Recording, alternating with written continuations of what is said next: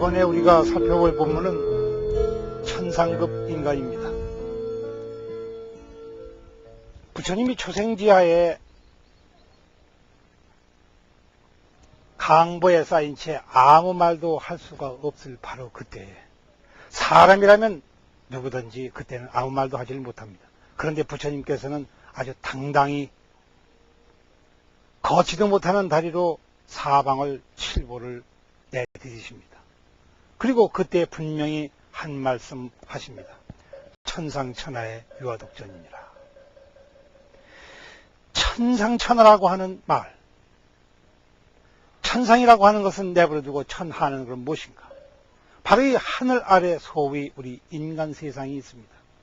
축생의 세계가 있습니다. 이 아래 모든 육도윤회가 이 안에서 벌어집니다. 그것이 천하의 일입니다.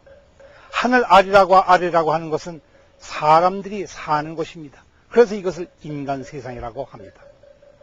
사람들과 사람들이 서로 어울려서 이러이러한 모습으로 삽니다. 그러면 천상이라고 하는 것은 무엇인가? 바로 인간의 세계가 아닌 곳이 천상입니다. 하늘 위라고 하는 것은 이 세상을 벗어난 세계입니다. 여기에는 무엇이 있는가? 우리처럼 몸뚱아리가 없습니다. 즉 몸뚱아리가 없는 까닭에 안이비설신이 없습니다. 안이비설신이 없는 까닭에 식이 없습니다. 그리고 의가 없습니다. 그리고 입이 없습니다. 그렇기 때문에 이곳에는 소위 육도윤회라고 하는 것이 없습니다. 육도윤회가 없기 때문에 다름 아니라 이 세계에서는 십종중죄라고 하는 것이 일어날 까닭이 없습니다. 아무런 죄도 그런 곳에는 일어나지 않습니다. 소위 인간의 죄라고 하는 것은 일어나지 않습니다.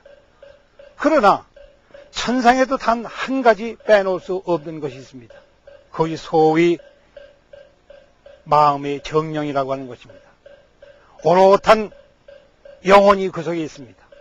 비록 몸뚱아리는 없으나 아르마리를 내는 정령이 그 안에 들어있습니다.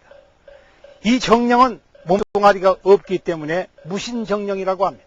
그러나 우리는 심신을 가지고 있는 혼백을 가지고 있습니다. 인간 세상과 천상의 세계가 다른 것은 바로 이것입니다. 천상의 세계는 무신정령이요, 인간의 세계는 심신의 혼백이다. 이 두 가지는, 이 두 개의 세계는 서로 극단적으로 다름에도 불구하고 한 가지 점에 있어서는 공통적입니다. 즉 마음과 식과 영혼이 있는 세계입니다. 그래야 이 가운데에는 비록 우리가 짓는 가지가지 식종중규라고 하는 것이 몸뚱아리가 없기 때문에 살생을 한다든가 소적질을 한다든가 사음한다든가 하는 것은 없지만 마음속에서 일어나는 가지가지 변화는 또한 피할 수가 없습니다. 이 피할 수 없는 마음의 변화, 이것을 우리는 심이요, 식이요, 정령이라고 합니다. 이런 것들이 늘상 몸뚱아리 없이 계속해서 일어납니다. 이 천상과 인간 세상에도 마찬가지로 똑같이 존재 열애는 계십니다.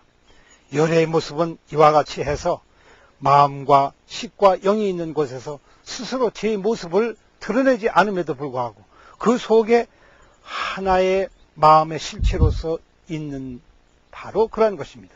그러나 이때 우리가 이것을 실체라고 부른다고 할 것 같으면 이것은 곧 부처님을 욕보이는 일이 되고 맙니다. 왜냐하면 부처님에게는 이것이 나의 실체다, 저것이 나의 실체다 하는 것이 없습니다. 그래야 이것은 그냥 실체라고 하지 아니하고 부처님의 그와 같은 존재에 대한 다른 이름을 붙여줍니다. 그것이 우리가 말하는 소위 부처님의 양족존입니다.